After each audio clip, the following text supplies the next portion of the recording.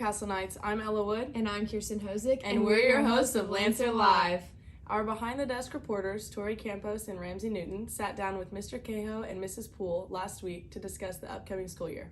Let's hear from our newest Knights. Take it away, Tori. Hi guys, I'm Tori Campos here with Mrs. Poole for our Behind the Desk segment. Okay, so you are new at Castle, right? I am. Okay, so on a scale of 1 to 10, how would you rate your first week here? I'm going to say a 9 because I think I got lost a couple of times, but overall it was really good. Whenever I was a freshman, I got lost, Yes. like a ton. Okay, so you used to teach 8th grade. Mm-hmm. What is the main difference between teaching 8th graders and high school? High school students are taller. No, they definitely are. I thought there would be a lot of differences, but I think that the things that I like about 8th grade aren't totally missing. Mm-hmm. So my students are still very, they're still excited and they still like to have a good time. I think that the best difference, though, is that it's easier to get them to get focused whenever it's time to work. Like they've matured in that way. But I still had the first week of school Nido balls stuck to my ceiling, which felt perfect. very helpful. So. Yeah, definitely. What are 3 things that you think your students should know about you? About me? Yes. When I'm really focused, I look like I'm mad, and I'm not. I'm just really Same. thinking. Me too. So sometimes people walk and be like, "Are you okay?" And I'm like, "Yes, I'm just really thinking about what I'm doing." I think I'm very approachable, so I feel like if there was ever an issue, that they shouldn't be afraid to talk to me about it if they were having, a struggle in class or if there's something going on. I don't think that they shouldn't be intimidated by talking to me about what's going on. And then the third one, I think that it's kind of cheesy, but I want to be their favorite teacher, and I want to be their best teacher too. So I want to be their best teacher and their favorite teacher, and I can't be the same person on every single day. So I think that understanding that you have to get pushed sometimes, and that's good for you, and I know what's good for you, and I'm looking out for your best interest. Well, definitely, too, whenever you have, like, a teacher that you feel like you can talk to, it makes you want to do the work more because you have more respect. I think that's very true. Yep. How do you use technology to engage and appeal to the younger generation? I love technology, maybe too much at times, where sometimes we should put the Chromebooks away. Yeah. But I think that gamification obviously is a big thing that a lot of Castle teachers do, which is great.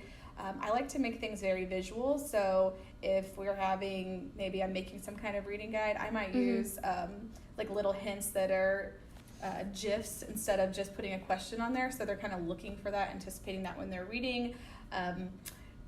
There's just so many different things. I like to make reading interactive through like making like a slide deck, or I just feel like when we read naturally, we're not waiting until the end to answer all these questions. Your brain is constantly processing information. So I think with technology, we can kind of, if your brain isn't already doing that, we can push it along, like to have those questions that a good reader would naturally be doing, but it can kind of prompt you, and that way you don't get to the end of that chapter of that book that you were struggling with and being like, I don't know what I read. It helps you like take it in more. Yes. And it's how you were just used to consuming information that way anyway, in a digital world. Yeah, definitely. What important values do you try to convey through your teaching? I think that that is so tough. I think that through my teaching, that is so tough.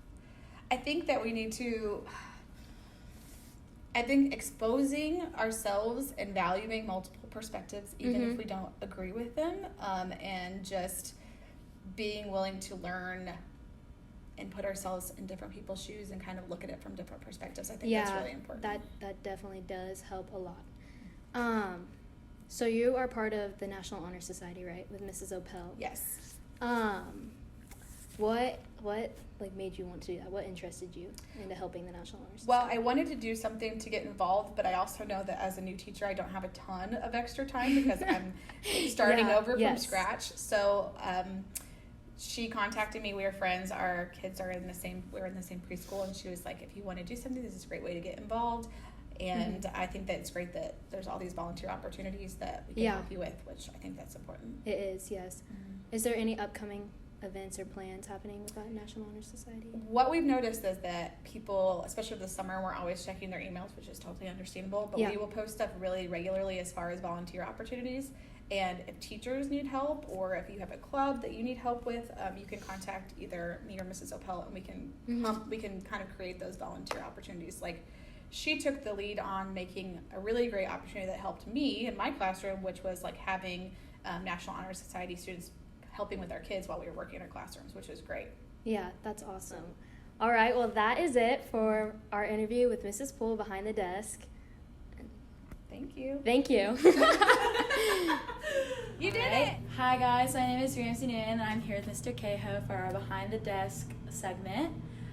One thing, Mr. Caho, I do recognize you from parking lot duty. Mm-hmm. Yeah. Yes, I see you out there with your cones. You're recognizable out there. Yeah.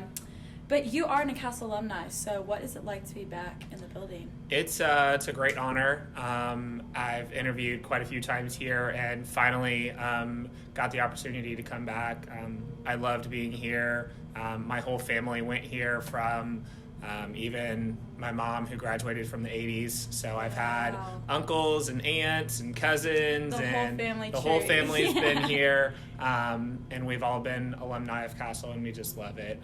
We still do have some teachers here that, like Mr. Ed, he taught my dad. Yes. So that's just a fun thing to remember. Be like, oh, how's the family? And so just as much as this is a family here, a lot of Castle has affected our family too. You know you're an NSC coach. Mm-hmm. What do you love about coaching? A lot of that is transferred from teaching. So just as much as I love teaching, I love coaching, because swimming was the hardest sport I ever did. Yeah. I ran track, I played football, I wrestled, and I swam, which I fell in love with my senior year. And on that, it's just being able to see the students or the athletes finally get a concept and, understand that they're confident in that. And they've known it the whole time. They just have to be, understanding of you have to wait and you don't get immediate satisfaction out of everything. Right. So what is like a goal, or like not necessarily a goal, but what is like a thing that you're most looking forward for your students this year?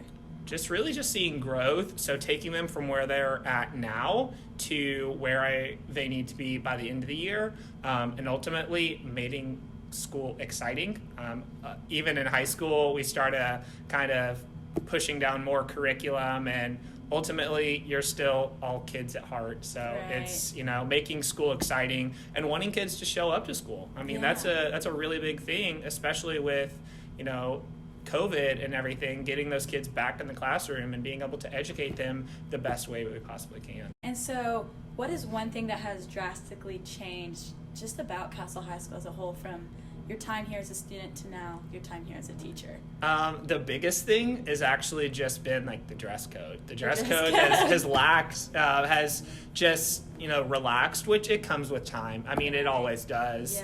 Yeah. So when I was here, we weren't allowed to have holes in our jeans. We all had to have natural colored hair. Girls or guys couldn't wear shorts, approaching the knee. Everything was a little bit more strict. It's just a difference in time of, you can still learn no matter what you're wearing or what color your hair is. Yeah. But again, going back to, we just want to have them in school. Right, of course. Yeah. And since you are a former Castle student, Okay.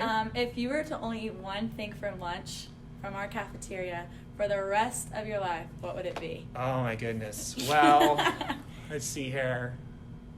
I feel like it would probably be an Uncrustable, because I love peanut butter and jellies, but they're always there. It's a quick way to do it, and it's portable, and you don't really make a mess. So, Very practical. Yeah. All right, and that's it. All right. Thank you. Thank you so much. E-A-S-E-L-E